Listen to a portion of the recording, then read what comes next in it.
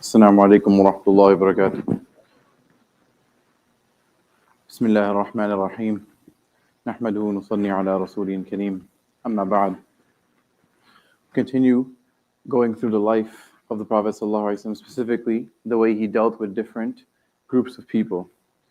Today, inshallah, we will start the discussion on how the Prophet ﷺ would deal with his pure and blessed wives, the Ummahatul Mu'mineen, the mothers of the believers, radiyallahu ta'ala anhunna.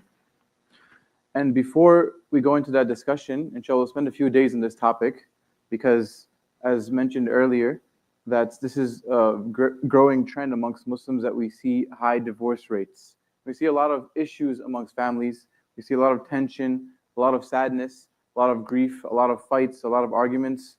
And a great reason behind this is because we do not have the character of the Prophet ﷺ in our lives, and we do not even know how the Prophet ﷺ dealt with his respected wives, radiyallahu anhun. And so it is very important for us to know different aspects of the way the Prophet ﷺ dealt with his wives, so that we, inshallah, can implement this into our lives. But before delving into this discussion, there's an important discussion that I want to discuss, which is about what is the wisdom behind the Prophet ﷺ having 9 wives, total of 11 wives throughout his life. As a question comes, sometimes maybe in our minds as well, and also the enemies of Islam, they like to put this doubt in the minds of the Muslims, that why did your Prophet ﷺ allow for himself to have more than 4 wives when he only allows you to have 4 wives? So why is he going with a different standard for himself rather than going by the same standard as the rest of the Muslims? And so, na'udhu billah, they try to paint the picture as if the Prophet ﷺ was just someone who wanted to fulfill his desires and use his power for those reasons, na'udhu billah. And so, to answer this objection, this question that may come in the mind, there are a few things to consider. One is that if the Prophet ﷺ was really somebody who just wanted to fulfill his desire, then why is it that in his youth, when at the youth the person has the most desire, the Prophet ﷺ was known to be a chaste individual. He had never committed adultery ever in his life. Then on top of this, when he does finally get married at the age of 25, then who does he marry? He marries a widow who was 15 years older than him, Khadija radiyallahu ta'ala anha. And on top of that, while he was married to Khadija radiyallahu anha, for those many years that he was married to Khadija radiyallahu anha, we know that the Prophet ﷺ actually never, about maybe 20 years or so, or a little more than 20 years, the Prophet ﷺ never had another wife besides Khadija radiyallahu ta'ala anha. And even after Khadija radiyallahu anha passed away when he was almost around 50 years old, even after that point for a couple of years, the Prophet ﷺ did not marry, which again goes to show those are the prime years of a person's life. And so during that time, the Prophet ﷺ did not marry more than 1 woman. So then the question comes, and why is it the case that the Prophet ﷺ married more? The answer is that there's many different wisdoms that the ulama mention. One such wisdom is that this marriage was a tool to create and forge political alliances with the Muslims and other people. And many times this was actually a means of an entire nation, an entire tribe coming into the fold of Islam. Like was the example of the Prophet ﷺ's marriage with Juwayriya bint al-Harith radiyallahu anha, who was from the tribe of Banu al-Mustadiq, who was actually at war with Rasulullah sallallahu alayhi wasallam. But we see that after the Prophet ﷺ married her, it was a means of actually the entire tribe coming to the fold of Islam. And similarly, for example, the Prophet ﷺ married the daughter of Abu Sufyan, who we know was the chief, one of the chiefs of the Quraysh, the mushrikeen of Makkah, and he was at the forefront leading the mushrikeen against the Prophet ﷺ in the battles. Yet after this point, it was mentioned that after the Prophet ﷺ married Habiba, the daughter of Abu Sufyan, radiallahu anhu, who became Muslim later on, we see that after that point, Abu Sufyan never did anything to show enmity, and gradually he eventually accepted Islam before the conquest of Makkah.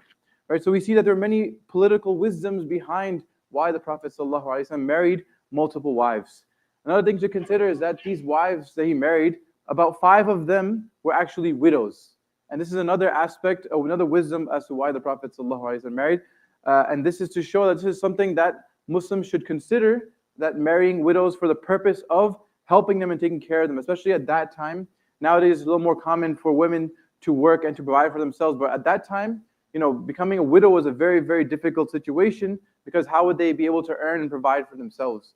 And so for the Prophet ﷺ to marry a widow was a huge act of generosity on his part, especially somebody who would be older and maybe not as desirable. But still to marry such a woman was a great act of generosity and great act of piety from the Prophet ﷺ.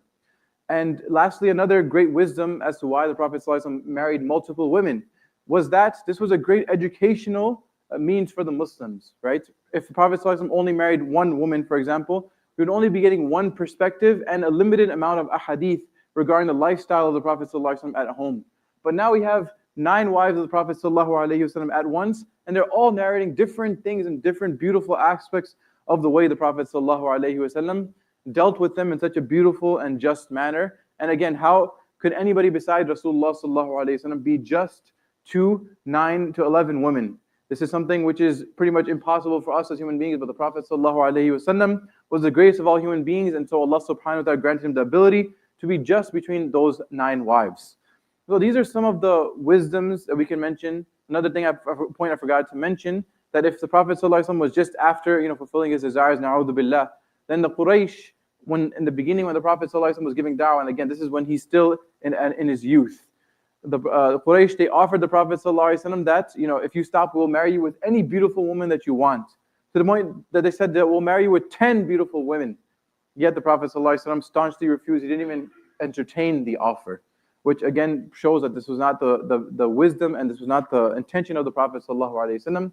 Rather, it was solely for the purposes that were mentioned, and other wisdom. Then each wife had a specific wisdom as to why the Prophet ﷺ married them.